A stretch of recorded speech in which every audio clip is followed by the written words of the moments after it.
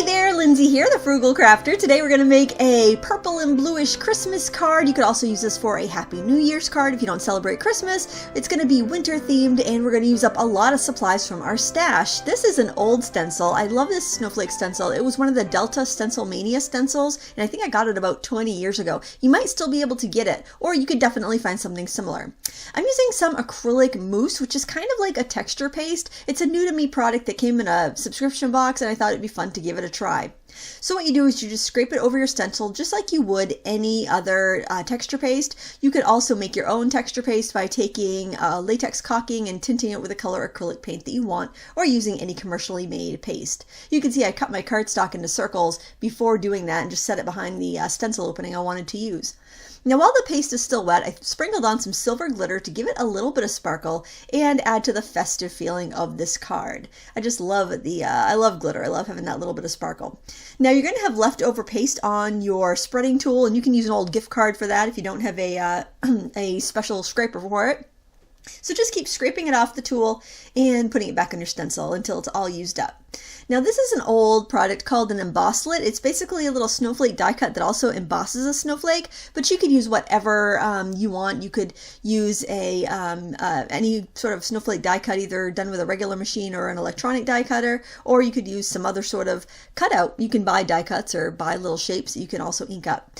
I'm using a Cosmic Shimmer, a duochrome, which kind of looks blue if you have it on white paper and purple if you have it on black paper, and I thought this would be a fun way to decorate these little embossed snowflakes. So I'm just kind of hitting the edges with that product. Acrylic paint would also work just fine for this, so use what you have.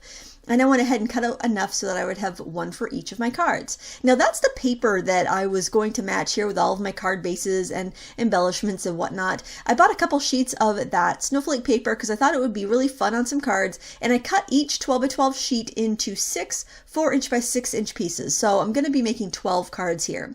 I like to figure out designs where I can conserve my paper and get a lot of bang for my buck. And that's what I'm doing here with this black panel. This was some lighter weight black cardstock that I had kicking around for a while, and I trimmed them down to be a layer on my 5x7 cards, and then I cut a circle out of the center, so that way I would end up with a mat and also another piece that I can use either for embellishing these cards or use them on other cards. So I try to do that if I'm just doing a matting layer. I die cut something out of the center that can be used either on that card for a new layer or on another card. It saves weight for postage and it just gives you more bang for your buck.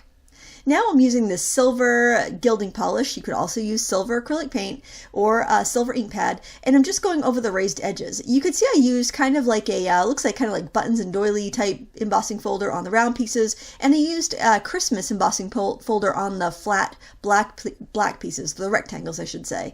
I wanted to get kind of an ornate look that would look nice for winter or for Christmas. You'll see when I add the paste to this design, there is numbers 1 through 25. There's a little Christmas tree and an ornament. It just kind of gives it a nice flair, but it's also generic enough you could use it for other things if you wanted to. Now I went with this stamp for my sentiment because it has the word peace on it. It also has a snowflake, and I'm stamping it out in a couple different shades of purple. So depending on what card and what part of the pattern paper is showing, I have one that's a little pinkier and one that's a little bit bluer, so that way I could pick the perfect sentiment for each one. And I'm using some postage edge decorative scissors to cut out these little stamp embellishments, so that way it'll kind of go with the theme of the stamp. I really enjoy my decorative edge scissors. I still have them, and I definitely think you can make these old supplies and old tools new again. Now I'm using some heavyweight cardstock that I purchased at Joann's a couple months ago, and I regretted it because I found that the paper was not colored all the way through, and sometimes it would crack when I went to fold it. So I decided I would use that for the card base and use up a bunch of it. So I used kind of the pale lavender and pale blue colors for this. Now there's a couple ways you can put these cards together. You can either put your snowflake panel over your embossed rectangle and then layer on the other elements, or you can actually have the embossed rectangle be like a window and you can look through it to the pattern paper. So it totally depends. You can do some of each. You can make it however you prefer, which is a great thing about card making and using your own supplies, is that you can substitute, you can alter, you can make it work for your aesthetic and also for the supplies you have on hand. So this one I decided to layer up that embossed panel because it was so pretty, and I just thought it added a lot of interesting textures, but also kept with the same color scheme so it didn't look too gaudy and out of place.